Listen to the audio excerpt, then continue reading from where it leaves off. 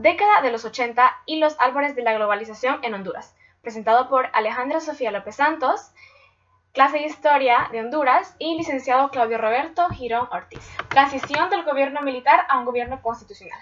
Para poder tener mejor entendimiento del tema, es necesario entender su contexto y sus antecedentes. Como bien sabemos, Honduras estuvo bajo una dictadura militar durante 17 años que comenzó en 1963 por el general Oswaldo López Arellano. Y es así como en el año de 1980, el 20 de abril, se da en la Asamblea Nacional Constituyente una convocatoria por el general Policarpo Paz García. Esta propone devolver la presidencia al pueblo. Es así como la democracia da su inicio en la década de los 80. La década de los 80. La década de los 80 se sintetiza como un episodio de la historia del país, pues se dieron acontecimientos de gran magnitud que se vivieron en Honduras. Esta fue considerada una crisis económica y política que comenzó a finales de la década de los 70 y comienzos de la década de los 80. La situación de Honduras en el siglo XX. Es un país con desarrollo capitalista periférico, es decir, un país pobre, con un capitalismo poco desarrollado y con una producción básica que es la primaria, o sea, la agrícola. El retorno de Honduras a la democracia se da en un contexto histórico mundial de luchas entre dos potencias, Estados Unidos y la Unión Soviética. Esta es la Guerra Fría, en la que profundizaremos más adelante.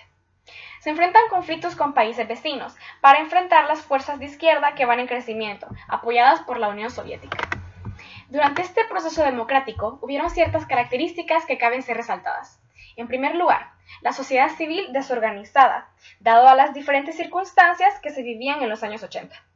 Las élites políticas y económicas con temor de la situación revolucionaria de los países vecinos, debido a su riesgo. También hubo mucha presencia militar en cuestiones del Estado. Hubo influencia de dos potencias, Estados Unidos y la Unión Soviética, ambas interesadas en obtener un mayor poder y control del mundo. También hubo poca presión de los partidos al retorno constitucional absoluto. Podemos ver que aún cuando Policarpo Paz García en 1980 decidió entregar la presidencia a Honduras, la presencia militar siempre estaba presente en los asuntos estatales. Aquí es cuando nos planteamos la pregunta, ¿por qué la presencia militar aún en los gobiernos civiles durante los años 80? Pues la respuesta es muy simple. Porque había temor ante el contexto regional y mundial, si recordamos los sucesos que se estaban dando a nivel mundial en ese entonces.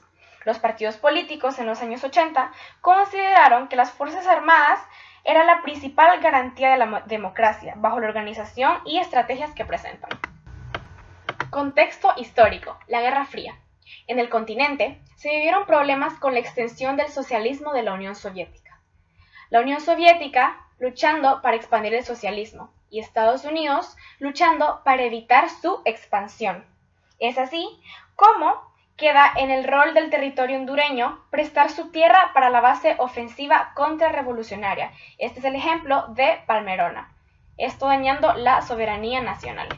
Los objetivos para el proceso de democracia estaban vinculados con las políticas de bien común entre Honduras y Estados Unidos, en relación con el control a las situaciones internas en el país por medio de las reformas y represión.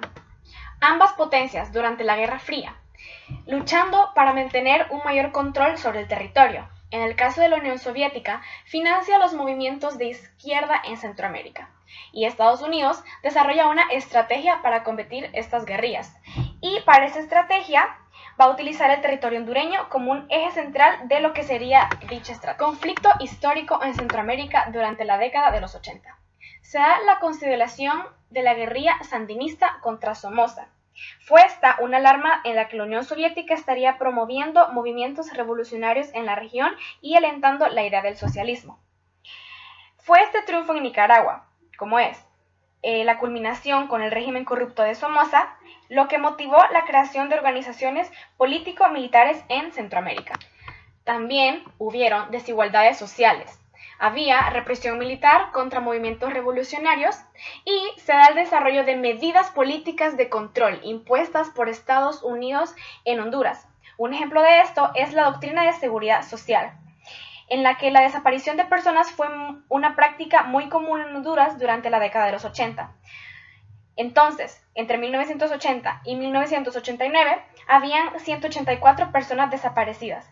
A este periodo se le conoce como la década perdida. Consecuencias de esta crisis política y económica.